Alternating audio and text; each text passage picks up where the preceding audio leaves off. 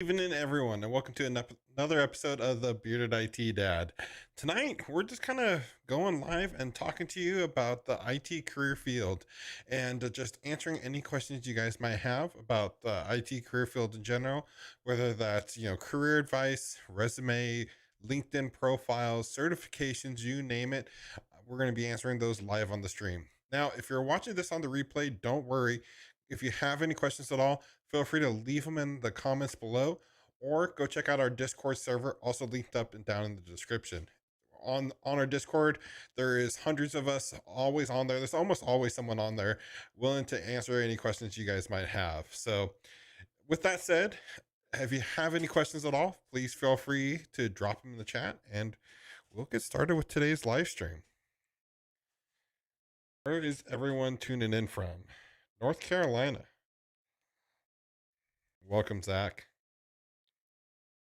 It's been a while since I've done one of these Ask Me Anythings. Life's been a little crazy. And, I was kind of just got home and thinking about, hey, it's been a while since I've done one of these. Why not? Let's go ahead and do a live stream and try to connect with everyone. So, gosh, people tuning in from all over the world today. That's so cool. So yeah, if you're new to the channel, welcome. It's been a while, like I said, since we've done one of these. Typically, if you guys have any questions at all, feel free to drop them down in the chat and I will try to answer them live. Let's see here.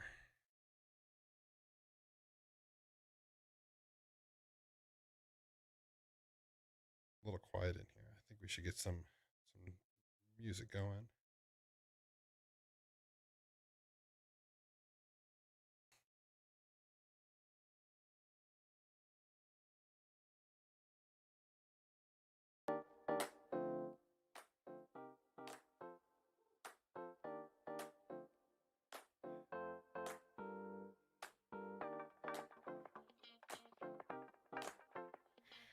Coming out the wrong speakers.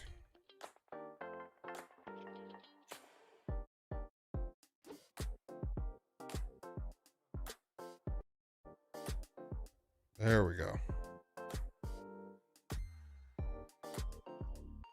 I think I totally messing with it. I can hear myself now.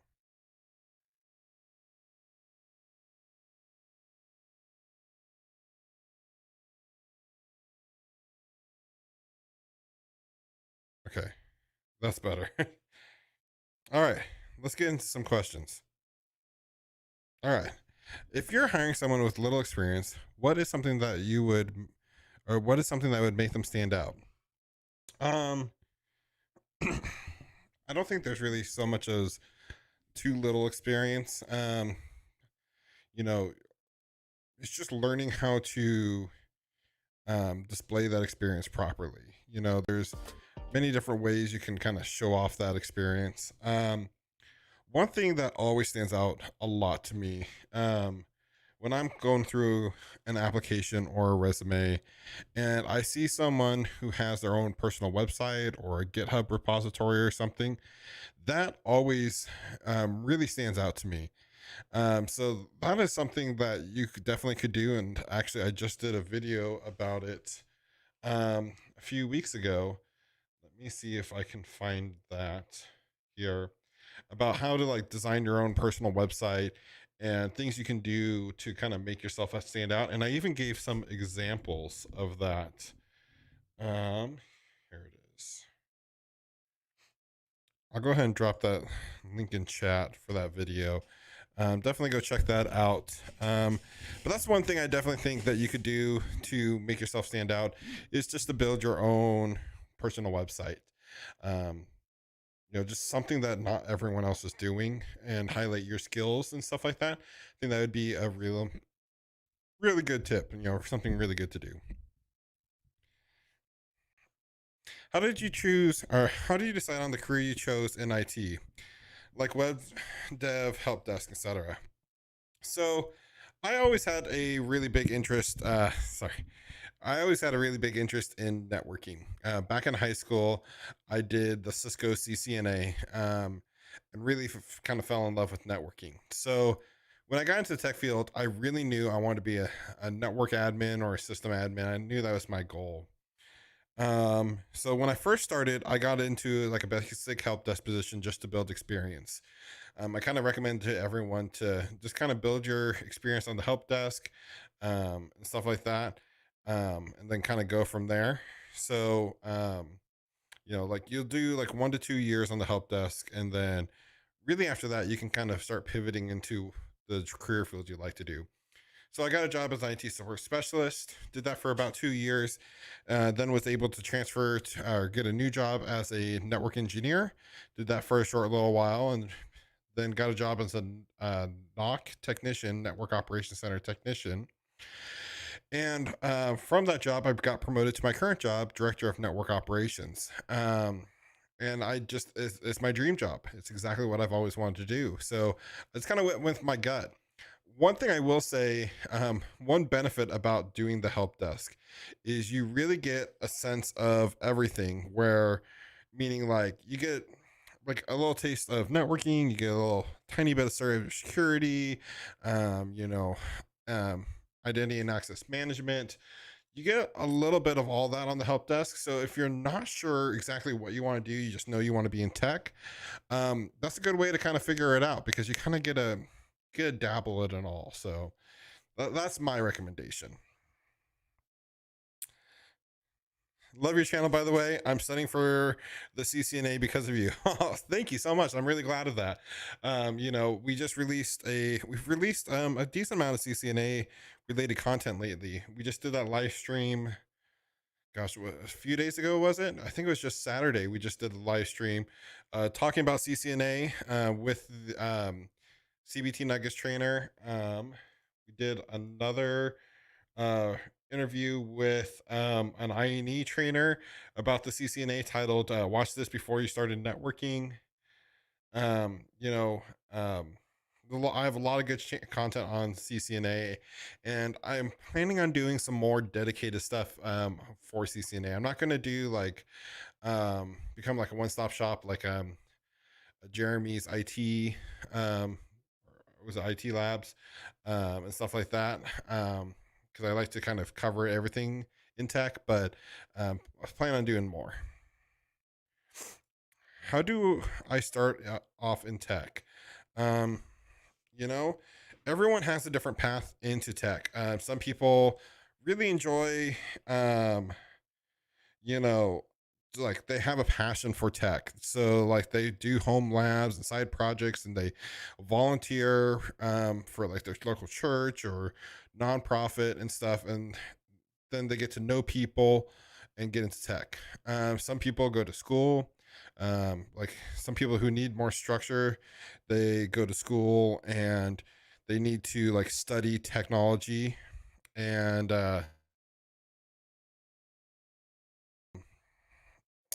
man, my head is like all over the place today.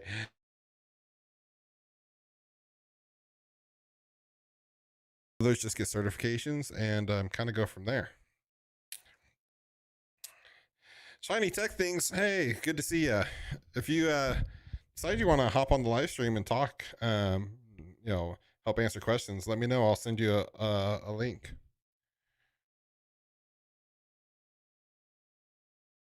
Maybe you already did, and I didn't even notice.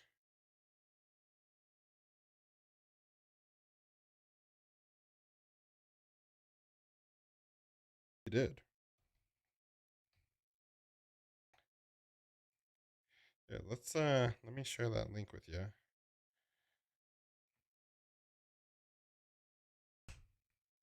Cool. I'm glad you're doing well. I do have a quick question. For someone who is going for an associate's degree in IT, what certifications would you recommend for someone going after the cyber sphere? Um, it depends on what's your interest in cybersecurity. Like, what are you interested in? Are you interested in blue team? Are you interested in red team? Do you want to be a penetration tester? Do you want to do offensive security or defensive? Um, Are you more interested in GRC, stuff like that? Um, it really just depends. So it's kind of hard to say. If you're going through school and stuff like that, you definitely don't need like your entry level certifications like the CompTIA A plus. I would recommend a good foundational knowledge on like networking.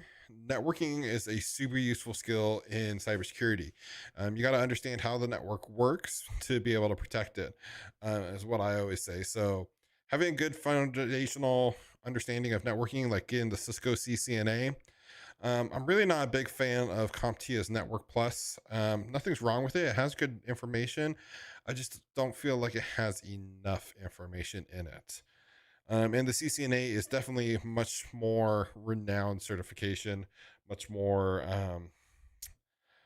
desired and sought after certification. So that's what I would recommend really getting a start into is kind of get some of your networking experience and then go from there. Oh, speaking of, which certification would you recommend? CCNA security or CompTIA security? I don't think the CCNA has a specific security track anymore. I thought it was just the CCNA.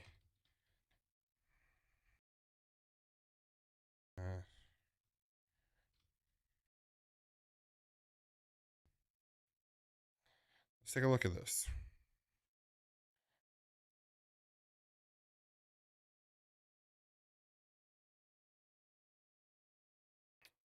I think I can share my screen.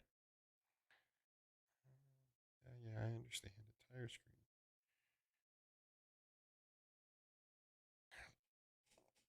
So, um, at the associates level, CCNA just has the basic CCNA. Um, unless you're into like the cyber ops associate or the devnet associate, those are the only other two. So I guess there is cyber ops associate. They don't have security, CCNA security. They don't have CCNA. They don't have security track. Doesn't really start until you get into the CCNP. Hopefully you guys can see this okay. If we can zoom in a little bit.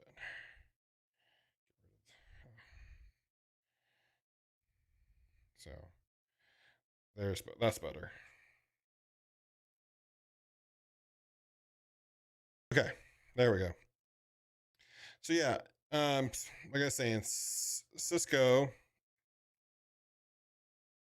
at the enterprise level, it's sorry, at the associates level, they have cyber ops associate, and then they have the CCNA. Once you get into the CCNP level, that's when things start really opening up, and they actually have like the CCNA security, exactly. Now, if you want to do just the cyber ops route, that is it's a fairly new um, path to Cisco. So I don't have much I can recommend on it. What I will tell you is anything Cisco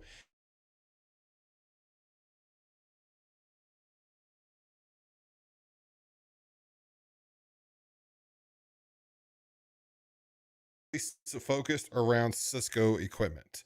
So it's going to be like everything to do with Cisco. Where Security Plus and CompTIA stuff, that's going to be more vendor neutral, where it covers like all the different vendors and stuff like that. So which ones you should get, it really depends on which path you're going. Are you going to be going, again, red team, blue team, offensive, defensive? Are you really into network security or cloud security? That's going to definitely be more of like the CCNA. If you're more CompTIA Security Plus, and just want a general understanding, that's the route you go. I know I just said that backwards. So hopefully we're still live here. YouTube is giving me some issues. If you guys can hear and see me, okay. Oh, there we go. Okay, sorry about that. Live stream on point. Cool. Um, let's see here. Uh, oh, possibly finishing still. All right, yeah. If you join me, let me know. Blue, red team, and GRC. Yep, that's kind of the I mean, there's tons of different tracks in cybersecurity, but um, we could talk about that for hours. In your opinion, how do you think the IT field is currently? Like, is it trending upwards? Are we getting impacted by the recession? Is there job shortages? Are we in a hiring frenzy in that aspect? Um, I think the IT industry is just fine. The IT industry tends to prevail through really any storm. We had a mass explosion of growth during COVID. Um, things really scaled up quickly, and companies realized their IT staffing and just IT in general was really lacking and not prepared for the major shift. Since then, things have really started to calm down. And what I think people are seeing is workforces and stuff are going back to normal. They're not necessarily shrinking. They were like super overinflated. We overhired like crazy. There's tons of government money. Things are settling back down to normal. Um, so are jobs going away? Not necessarily. Is it going to be hard to get a job? Not necessarily either. Um, I think you just have to. The people that are going to be the most successful and have the easiest times are the ones that are willing to reinvent themselves and learn and adapt from their adapt to the current changes that are going on. So hopefully that answers it. I feel like my head is just like a little bit off tonight. So labbing question. Cisco Packet Tracers allows you to set up virtual labs, right? Also, if we have old network equipment, we can do it locally. But what resources give us ideas? But what resource give us ideas or follow along with training? Okay, so Packet Tracer does in fact allow you to set up virtual labs. You're not it's not virtualizing the equipment, it's more of a simulator. um but you can practice most of the stuff in Packet Tracer. What I recommend is buying like used equipment and like setting up like your own personal lab and stuff like that environment. You'll get a lot more experience, and just having that hands-on experience is kind of next level. Being able to plug that equipment in to the networking gear and like feel that Ethernet cable click, that's something that you can't practice in like a Packet Tracer in a simulator. Someone says I'm lagging a bit, so I was going to check my speed really quick.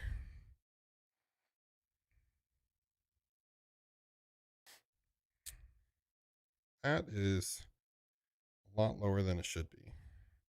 I mean, it's still great speed. About 1.2 gigs download. Let's see what my upload is. Hey, Shiny Tech Things is joining us. Hey, how's it going? Hey there. Looks like you're still getting things set up Can you there. hear me okay? And possibly don't have audio. We'll come back to you. Just give me a thumbs up when you're ready. Alrighty.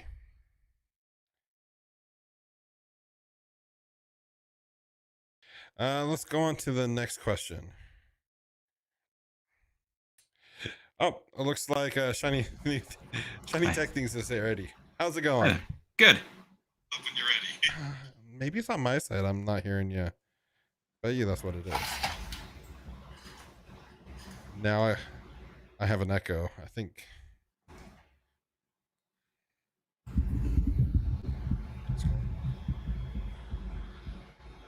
Can you hear me now? Yeah, I can hear you. Okay. Can you hear me okay? You can hear me, but I can't hear you. My apologies. You can't hear me? A second. There we go. Yep, I can hear you. Okay. Sorry about that, guys. How's it going? Good. thank you for joining me. I know we've never officially talked together or like in person like this, but we chatted a lot. Everyone, this is Shiny Tech Things on YouTube. He's got a really great channel. He's also a secret rapper there. I don't know if it's secret anymore. It's kind of publicized. Got some About pretty one cool terabyte of raps RAM. going on. Yeah, 1 terabyte of RAM. Do you mind kind of introducing yourself for people who don't know who you are? Yeah, I'm Brad, or Shiny Tech Things, and um, basically I just kind of shared my love for everything tech-wise. That's just kind of how the name came up. At a family member at a family get-together once, that he's like, you should just start a YouTube channel. You always have all these shiny tech things, something new, drone, camera, laptop, or whatever. Like every time I see you, so why not just start a YouTube channel? So I'm like, okay. And so I did. Nice. But yeah, I've been in the industry for the majority of my life. I've tried exiting out and trying something else, and I just land back in IT. So I was born to be here. That's really cool. And I know I'm going to put you on the spot 100%, but like, do you mind talking about what you do for your like a day job in the IT? Uh, Or so can't you anything talk about from it? You can be vague. security, all the way from the router, um, through the switches into the infrastructure, and all of the infrastructure. So the hosts, like building the actual physical servers. So specing that out and getting quotes from the vendors, and then getting that shipped in, and then configuring it, installing the OS, and just configuring everything. And a lot of times, so one thing that you might not know is that, and this is going to depend, right? Is that I bought, well, not me, but my work, they purchased a new Dell server, and this was years ago. And I'm like, okay, I want, the Intel NICs in it and everything, instead of the mediocre Broadcom ones that are built in on the board. So Dell's like, okay, we'll sell you um, a NIC with, that's an Intel, whatever chipset NIC, right?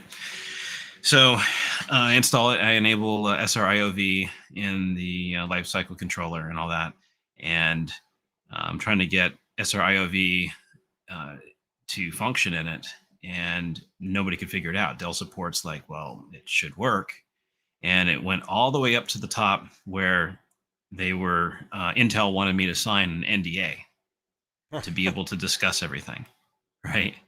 And That's what crazy. ended up happening is, with my Google Foo, I came across a PDF on on Dell's website, because like in Google you can do like a file type, and then also specify the site. So I just did like site colon dell.com or star.dell.com, and then the file type of like a PDF. And then I finally came across one for that particular card, and it turns out that that feature was removed. So if we bought the card from Intel, it would have worked. But since we bought it from Dell, it didn't. Go figure. So that was the lesson learned on that. But yeah, I'm basically the infrastructure guy. So I handle all the That's infrastructure, awesome. uh, network, hardware, installs, even somebody's laptop, if it breaks or whatever, I'll rip it apart and replace something if it's out of warranty or whatnot. But usually they're pretty good about keeping everything under warranty, and then just recycling what's not used. Nice. Do you mind taking a few seconds and sharing like how you got like your start in the actual like tech field, like as an actual job? Yes. Well, if you got a minute, I can go all the way back and kind of tell you. Sure. Absolutely. So I was a kid. I got grounded from my computer, and then it was like my dad like disconnected stuff in the machine, and it's like, well, figure out how to fix it, then you can have it, but otherwise you're just grounded from your computer. So luckily I didn't fry anything, and I got it all working. And that's back, when it was like IDE cables, and then you had master slave and cable select and like jumpers and stuff. So um Fun anyways, there days. was that. And then it kind of evolved into, my dad telling some people and friends and stuff, and or his friends. And then I used to go down to this computer store. It was Nova Star Computers, and used to ride my bike down there all the time. And then they had floppy disks of shareware games. And what I didn't realize, I mean, it wasn't like written anywhere. I guess it was just like a common courtesy that after you install the game, that you would just bring back the disc, because they cost money back then. I mean, it was Yeah. not even $1, but still. And I'm in there one morning with my dad, and because I would always ask the owner, I'd ride my bike up and just, hey, I'll take out your trash or whatever for a quarter or 50 cents or whatever, and I'll sweep and this and that, and you can just give me store credit. And he's talking to my dad. He's like, hey, is this your son? And my dad's like, what'd he do? you know did he get in trouble? Oh, no, he didn't get in any trouble. He didn't do anything, but he does probably have a whole bunch of floppy disks at home that he doesn't need. So if he can bring those back and put them back on the little rotating shelf so others can also have it, so we don't have to keep buying disks. And he explained it to me, and I'm like, oh, well, that makes total sense. Like, I don't know why I didn't get that. But that led into my first job when I was 14, that summer. And I would ride my bike up there. And in the state of Arizona at that time, you could only work 18 and a half hours a week. And then there were also restrictions on, it's like from basically from sun up to sundown. And then there's like so many hours per day, and then weekends and all that. But during the summer, I was able to, work as much as I could. And they were running, it was called Excalibur BBS, which turned into Starlink ISP. And I bet they are kicking themselves for selling that domain in probably like the late 90s, because the store went under. And then the sons, Kevin and Brian, they moved Starlink out to Tempe here in Arizona, and ran it for a few years. And then it finally, tanked because it was dial up, Yeah. And yeah, if I would have known, man, I would have spent every penny on buying that domain. Yeah, I can imagine. So technically, I was an employee of Starlink before Elon was a household name. Yeah. That's funny. That's funny. Well, do you mind? You want to answer some of the? It looks like we have some questions rolling in the chat, so we should. Sure, but answer 'em. my camera is like in front of my monitor, so I can that see like works. part of your microphone. I mean, I can like move it out of the way and like go look. But No, that's all good. We got a question here. Thoughts on big data center technician as first job in tech field? What's your thoughts on that? As a first tech job, I mean, that's fine. I mean, it's more like physical labor than sitting at a desk all day, probably. But I mean, it's totally going to depend on the environment, Yeah, I was gonna say it really depends on the corporation you're working for. If I have a feeling like out here in Oregon we have Apple and there's actually quite a few data centers, but there's Apple, Facebook, and Google all have data centers here in the state of Oregon. And the people I've talked to who've worked at those um, are common, like the kind of the grunt workers that they're just swapping out drives, like hot swapping drives, and you have a computer like on your cart, and you scan the bay you're in, you scan the drive, you're taking out, you scan the drive you're putting in, and you have like 10 seconds to do it before all the building alarms go off, type of thing. That's what I've heard of it. Yeah. So I don't know like how much you'll truly be learning. If anything, it's going to look good for a resume. You know what I mean? It's definitely going to help, but don't expect I think a lot of hands-on like techie stuff. Is what I'm trying to. But get don't at. underrate access to. I guess not access to, but don't underrate the ability to work on hardware. So that's one thing that I've come across over the years, that I meet other IT people or IT pros, and they're like, well, I do everything. And then I'm like, okay, well, why am I picking up this laptop for disposal when, like, I mean, you could easily refurbish this, and they're like, oh, I don't know how to take it apart. What? Yeah. Get a Phillips head, a small little tiny one. And I mean, if it's Exactly. going in the trash, like, it doesn't matter if you break it. Get that Yeah. experience. Um, because that experience is going to be handy everywhere. Because say that you have a server that just isn't performing like it should be. So let's say that you run some benchmarks on it, and you're like, man, this is, something's not right. And I had this happen. It was an Intel, was it MF 25 or something. So are you familiar with the Dell Vertexes? Not really. It's like a Pretty blade much. system. Well, Intel Yeah. made a white box one back in, like, geez, like 2007 or something, 8, 9. And um, I had one at the place that I worked at that was delivered and dropped off. And one of the blades wasn't performing like the other blade, but they're exactly the same hardware. So why is that? Thermal throttling, because somebody didn't put paste on the processor. Oh my gosh. Yeah. So I mean, I cracked it open, and without even thinking, and then the other IT manager was like yelling at me, like, "Oh, dude, you could be voiding the warranty." And it's like, I've done this 100 times, man. Like, Yeah. desktop, laptop, server, same difference. I mean, it is different, but you still have the same components. And that's what you really need to master, I think, as like your foundations, because when it goes all the way down to, so like the 7 layers of the OSI model, you're going to go all the way down to the physical layer. Like, is it plugged in? Right. Is it turned on? Right. And if you don't know all the way down to that level, then it's, you're really crippling yourself, I guess. You're preventing Yeah. yourself from being able to do all that you could. Yeah, and like when I tell people, like people ask me, what should I start learning? Like especially if they're like not wanting to go to college and stuff. Like that's why I recommend like the CompTIA Plus because you're getting kind of more of that physical training. You know, um, you know, you don't unfortunately like you don't get a lot of hands-on training unless you kind of go above and beyond.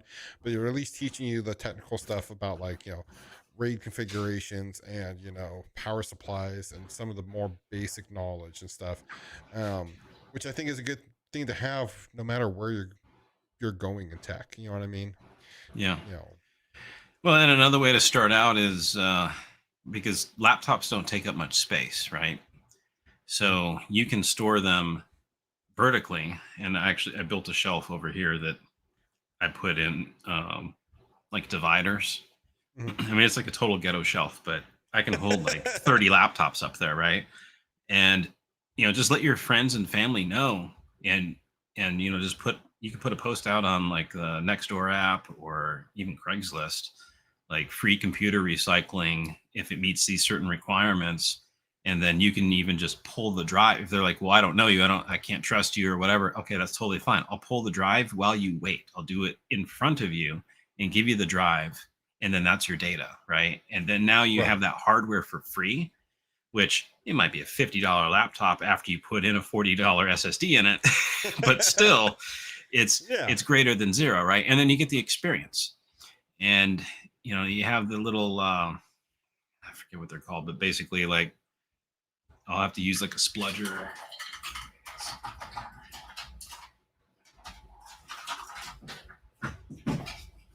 Well, I wouldn't use this, but a fully plastic one, Yeah. just because you could short out the pins, but I can't see, it's behind my studio light, That's a different and learning it's experience. All dark in right. here. So yeah, but you learn that, and you might break a few along the way, and as long as they're not somebody who's paying you to work on it, then Yeah. it's a good thing. Now, if you're getting Yeah. paid to work on it, you're expected to know how to work on it. And that is something that's kind of upsetting and heartbreaking to me, is that I've had stuff that people end up finding me to work on something. And then it's like, well, I took it to this shop or this store, and they're like, well, it needs a new board or whatever because this piece came off on it. And it's like, yeah, that piece does not come off. They broke it. Like, there ain't Yeah. no way, you know? because there's no physical damage on the outside of the chassis that would have affected it. So, It's crazy. Moving on to the next question. Currently working on my associate's degree in IT, but I know it's difficult to get in the field with just a degree. Do you think I should get my A plus right now as well, or is that too much? Gosh, I personally think a degree should be more than enough, probably, to kind of get your foot in the door. If you're marketing, the thing is, that you got to be marketing yourself correctly. You know, when you're getting your degree, you're going to be you're building experience. Depending on the degree program you're going through, you're getting hands-on experience. Um, I don't think necessarily if you're going like you get a degree in IT, I don't think the A plus is really going to teach you necessarily anything you don't need to that you don't already know potentially. Um, I guess it does depend on the school. What's your thoughts on that? uh, so a degree is good, but experience is the new degree. A lot of Yes, companies, they'll see, okay, well, this person has X amount of years of experience, and this other person is they just got a degree. And, it's also going to depend where you go to school at too, on if it's hands on or just like theoretical. So, that's kind of my 2 cents on that. But you can always go like intern somewhere or even volunteer. So if there's exactly. any nonprofits that you're like, you could just approach a nonprofit and be like, look, I have a passion for technology and I just want to help you guys. And I mean, it's a $0 budget for you, and then I get the experience. How soon do I start?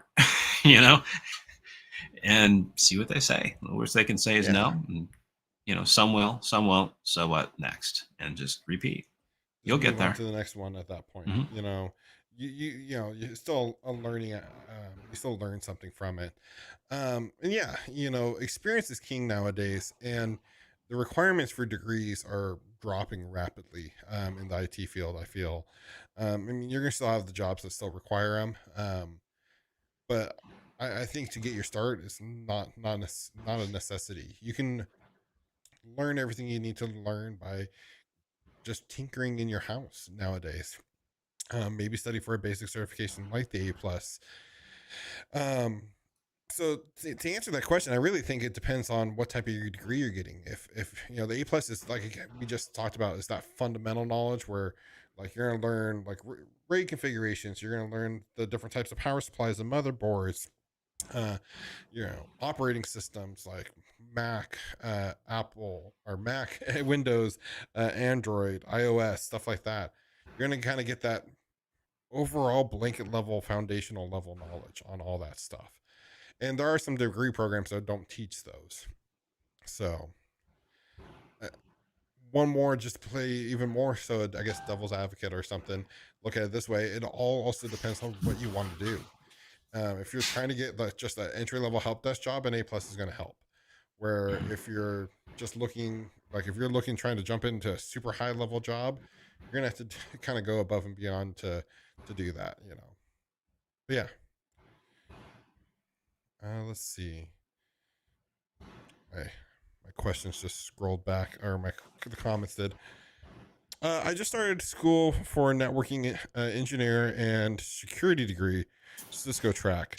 I am also a career changer with no IT background. Is it possible to skip the help desk and get some type of networking role? You want to start off here again? Put you on the spotlight. Sure. You can. I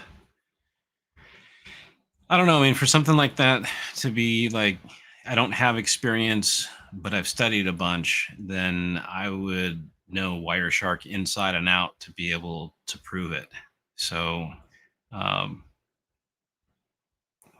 there's a saying, geez, what is it? I'm drawing a blank here about like gold in the fire is purified or something of that nature. So basically, if you get dropped in the fire and you come out, and you don't burn in the fire, then you've made it. So if they can give you some type of complex like testing, and you're able to just blow it out of the water, then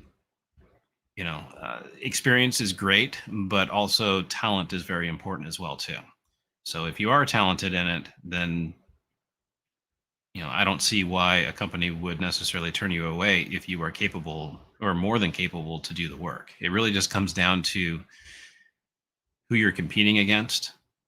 And it doesn't matter if you are the best at what you do today. Tomorrow, there will always be somebody who's better than you, no matter how good you are. And that's just Yeah. how it is.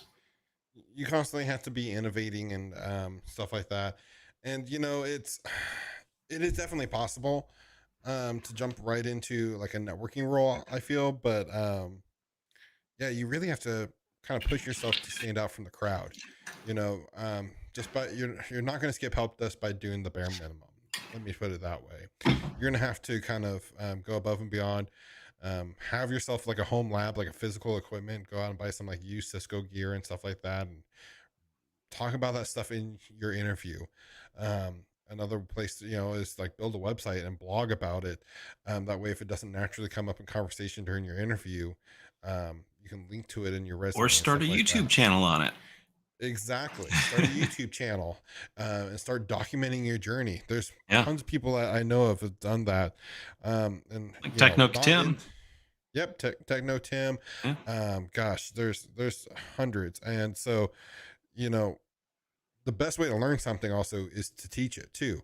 So, Mhm. if you're going to start, like teaching what you're learning along the process, it's going to just cement that knowledge even more. That's one thing I started doing when I started my YouTube channel. I started teaching more of the CCNA stuff in the very beginning because that's what was really interesting. And I wanted to pick up more of those networking skills. So, Also, another one of the best ways to learn is by breaking stuff. Because if you break it, you got to be able to fix it. And so if other yeah. people break it, you already know how to fix it.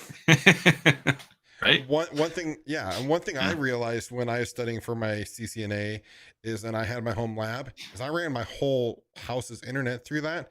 That way, if I broke it, I had the pressure of like the wife and kids. Hey, get the internet back online. Yep. Can't get much more real world than that. But because there's real consequences when you broke things. I mean, I don't even want to talk about today at my job where I pulled a wrong. Let's just say I pulled a wrong fuse, and nearly took down the internet for 5 towns. So, but mistakes happen. You're only human. Um, so like getting that real world experience, stuff is going to happen like that. So Can I hit you with a hardware question real quick? yeah, Have you worked with the Cisco FPR 1100 series, like an 1120 yet? I haven't. They're We are slow. we're So slow. 100% Like definition Juniper updates, and it's now. like an hour and a half later and it's still running. I'm Oh like, gosh. I'm done. I'm eating dinner. Yeah, I we are a miss hundred the percent ASA, Juniper but they're shop. killing it. Yeah. uh, Yeah, I haven't touched Cisco hardware other than my home lab in mm, a couple of years. Yeah, Juniper mm. is a different beast. So, let's see here. How can a network engineer start to freelancing? Is it possible for a network engineer to switch to freelance? Um, I mean, yeah, it's possible, but I think the most common track would be try to start your own MSP type of thing. But Mhm. it's definitely not going to be an easy path. It's not like back in the days of like, when the web was first coming out and there's freelance web designers everywhere, and they were making decent money. Yeah, I don't think that's not the case necessarily when it comes to like freelance network engineers. I don't know if that's something you've really heard of.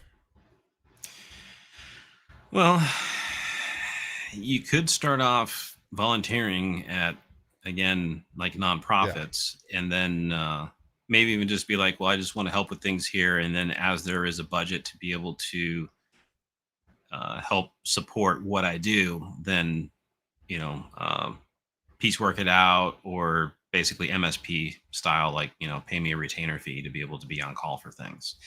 right. And then just grow that from there. Really, but I'd say it's kind of hard unless if you were like a super specialist with something obscure where you are the only person, or very very few people specialize in it, so uh, that you would have like more of a constant demand. But you could see some headhunters and see what kind of demand there is specific to that. But I'm taking Yeah. the way that the question is phrased is that it's more of just like a network generalist. Yeah, and I'm sure it's possible to be like a contract worker for like networking, do short-term contracts in that sort of sense, and that would be through like a recruiter and stuff like that. But if you want to go that route, I think you really have to be kind of like a high level person when it comes to networking, or really specialize in a certain specialty, like have a CCIE, just be super desirable to be able to stay busy doing that. Yeah, You know don't what I mean? specialize in NetBuoy. Yeah. Let's see I don't know. Did here. they even teach that anymore? Like NetBuoy, IPX, I SPX? Like, not. I don't even think that was on when I took. Because I took CCNA like 15 years ago, and I don't even remember that in my yeah, CCNA. And gosh, it may have been. Of course, on my when I was taking CCNA, I remember my instructor said, "Oh, there's this. They have this new thing called wireless N, and it's kind of insecure, and I don't think it's going to catch on." It was like, yeah, look at it now. So, yeah. next question here. Um, Hello. My new job as an IT specialist requires me to take and pass the Security Plus within 3 months of being hired. Just completed Jason Dion's Udemy course. Took my own notes. Not sure if there's a question there. Maybe looking for some advice. Uh, Security Plus. Set up VirtualBox or VMware and start virtualizing and like start creating your own lab again. I'm a big component of hands-on learning and labbing your stuff, and it doesn't require a lot of money to build a lab, to set up a virtual environment, test things like that. That's what I would really recommend. So, do you have Yeah. any other recommendations? Well, I mean, even with, let's say that you just got a laptop with 8 gigs of RAM, right? You could Yeah, probably upgrade it to 12 to 16 gigs or so. Hopefully, it already has an SSD, and set up. I mean, even Hyper-V, yeah, that's built into Windows, and just build your own lab off of that. Because all you really need is RAM and disk I/O. I mean, granted, you still need um, processing power as well too, but yeah, you don't have to have an i9 or Ryzen 7 or anything crazy yeah. to be able to build your own lab. And I mean, you could even get, let's say that you don't really have much to upgrade, go get some Raspberry Pi, ones and twos off of Craigslist or eBay, right? Exactly. I got, I still haven't played with it yet, but I picked this guy up off of eBay for, Nice. I think it was like $9 or something. Oh wow. And it's like a Raspberry Pi, and I've got a Pi somewhere around here. Ah, here we go.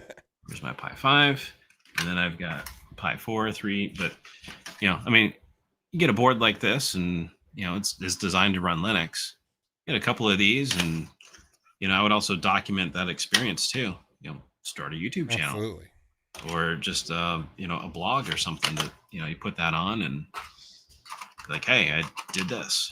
Now, of course, I can't get the box closed, but oh well. Guess that means I need to work on it. Yeah. No, I have Raspberry Pi 4. I haven't got the 5 yet, but I also have like a Zima board, which is a little bit more expensive.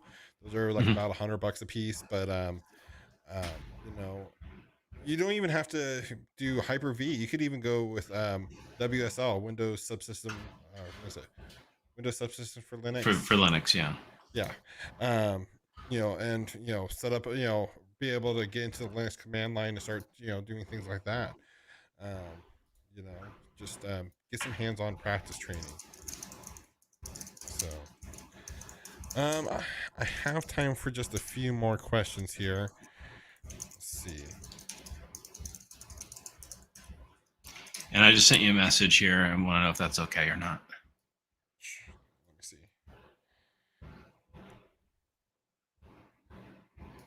Sure, absolutely.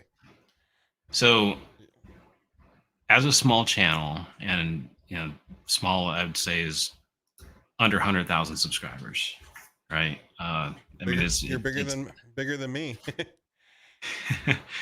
and but it's just a number though, right? But anyways, the thing is that like I've given away stuff over the years. Like I gave away a server motherboard with two Nehalem processors on it, and shipped that over to a guy in, I think it was Greece, and then he paid part of the shipping just because it's like I'll pay within the United States, and then anything that's beyond that. So like I'll just put in a zip code for like Florida, New York, or whatever, and be like, okay, it's like this much, and it's going to cost this much to get it shipped to wherever you are. If you're willing to pay the difference, then here we go. I'll send it. Um, People don't really like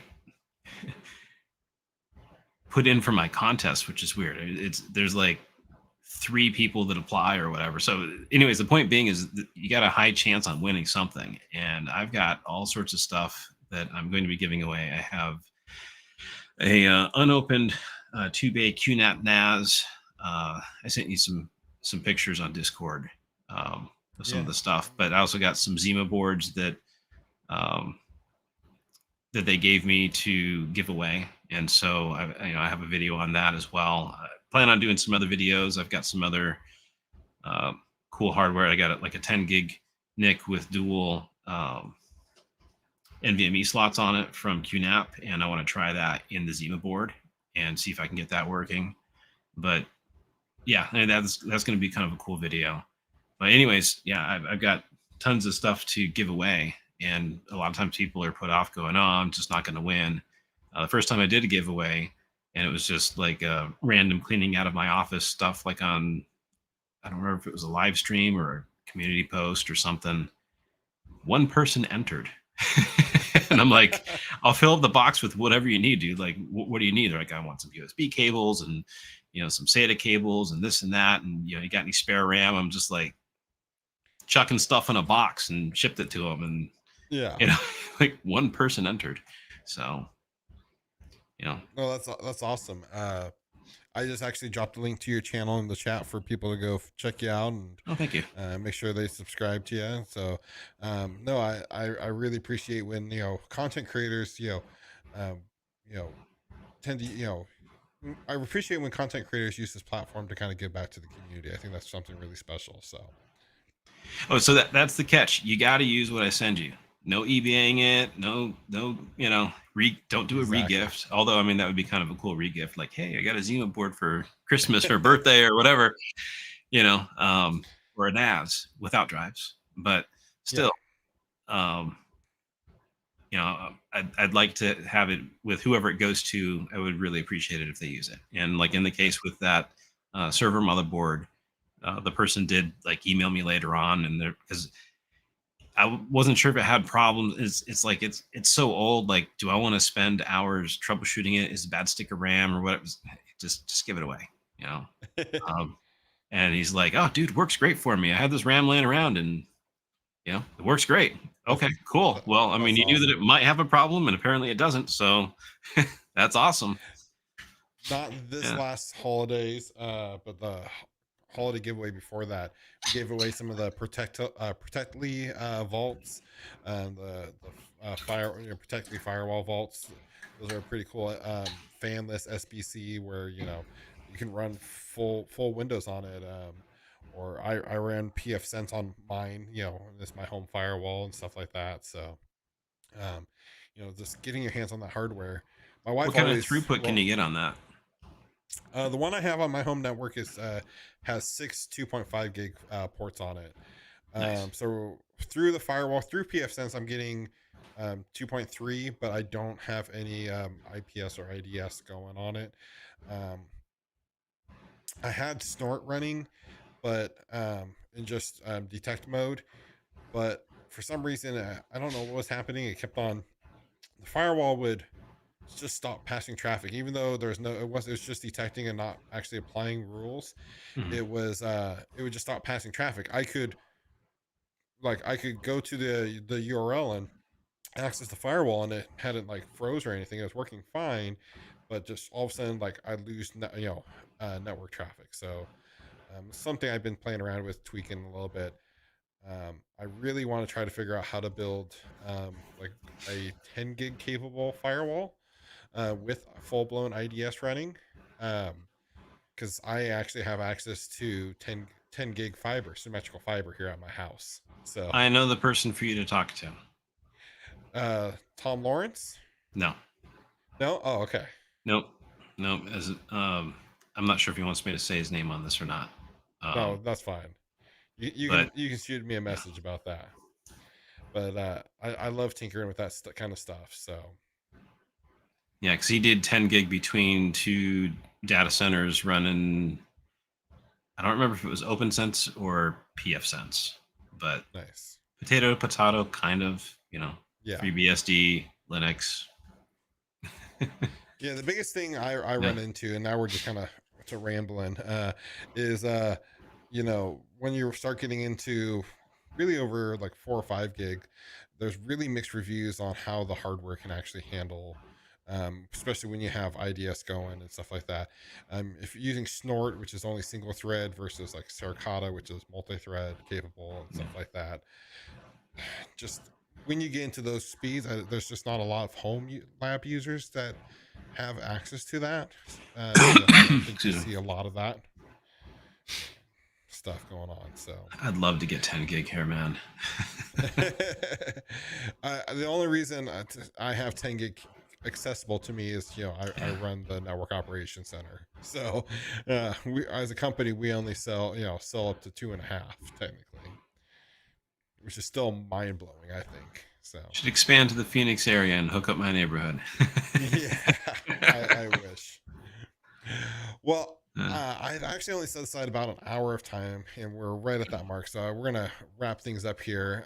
If we didn't get to your questions, make sure you leave them in the comments or head over to our Discord linked up in the description below, and you can ask them there. There's tons of people always on the Discord. So, do you have any closing remarks and stuff you want to add?